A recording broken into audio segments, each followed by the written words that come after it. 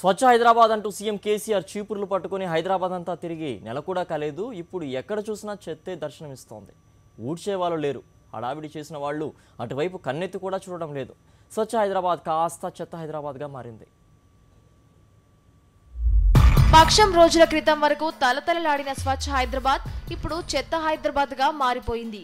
రోడ్లపైన ఎక్కడ చూసినా చెత్తే. ముక్కు గట్టిగా మూసుకుంటే తప్ప రోడ్డుపై నడవలేని పరిస్థితి.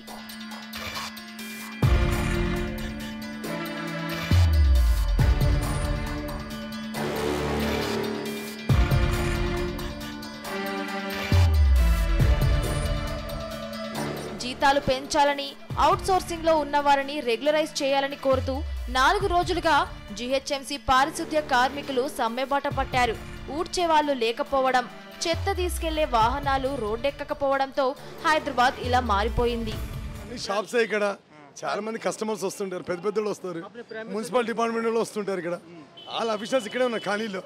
కానీ ఏముంది, ఎవడో పట్టించుకోవట్లేదు. మొత్తం కచరాకుండా అయిపోయింది. అందరు జారి కింద పడిపోతున్నారు. నిన్న కమ్సం 5-6 ఫ్యామిలీస్ పడిపోయినాయి కింద. వాళ్ళు పడిపోవడం, మేము లేపడం, పంపించడం. ఇక అది వ్యాపారం చేయట్లేదు. ఆల్ షాప్స్ ఉన్నాయి చుట్టుపక్కల. బస్ అంతే అర్థం చేసుకోవాలి.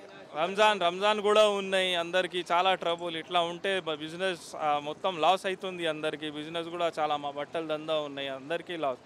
అందరికీ పోవాలి రావాలి అంటే కష్టం. చూడు మీరు రోడ్ల మీద ఎంత చెత్త ఉన్నాయి. చాలా మంది పడిపోతుంది, చాలా మందికి డ్యామేజ్ అయిపోయింది. ఇగో చూడు మీరు, ఇట్లా ఉన్నాయి. ఇట్లా చేస్తే ఇట్లా సార్, ఇంకా 5 దినాలు స్ట్రైక్ ఉన్నాయి అంట. ఇప్పుడు మొత్తం రోడ్ బంద్ అయిపోతుంది. దానికోసంకి చెప్తున్నాం, స్వచ్ఛ హైదరాబాద్ పోయి చెత్త హైదరాబాద్ అయిపోయింది. అట్లా అయిపోయింది. కార్మికుల డిమాండ్లు న్యాయబద్ధంగా లేవని ప్రభుత్వం అంటుంటే, కార్మికులు మాత్రం తమ కోరికలు సమంజసమైనవేనంటున్నారు. ఈ కాంట్రాక్టు విధానము, అవుట్సోర్సింగ్ విధానము మొత్తం తొలగించి జిహెచ్ఎంసీలో పనిచేసే ప్రతి కార్మికుడిని ప్రభుత్వ ఉద్యోగం కల్పించాలని డిమాండ్ చేస్తూ, మరి అలాగే జీతాలు పెంచాలి.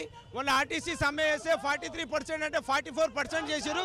మళ్ళీ జిహెచ్ఎంసీ కార్మికులు మన స్వచ్ఛ హైదరాబాద్ ప్రోగ్రాంలో వీళ్ళు దేవుళ్ళు, వీళ్ళు చెత్తను సాఫ్ చేస్తారు అన్న, మురికిని సాఫ్ చేస్తారని చెప్పి వాగ్దానం చేసిన ఆయనే ఇప్పుడు మేము కంటికి కనిపించకుండా పోయినాం. ఆయన ఎక్కడెక్కడ పర్యటన చేసుకుంటా మరి జిహెచ్ఎంసీ కార్మికులను పట్టించుకుంటలేడు.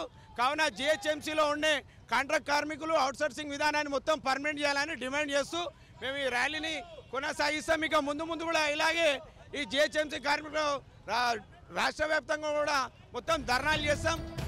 కార్మికులతో చర్చలకు తాము ఎప్పుడూ సిద్ధంగానే ఉన్నామంటున్న జీహెచ్ఎంసీ కమిషనర్ సోమేష్ కుమార్ చెత్త తరలించేందుకు ప్రత్యామ్నాయ ఏర్పాట్లు చేస్తున్నామని చెప్పారు.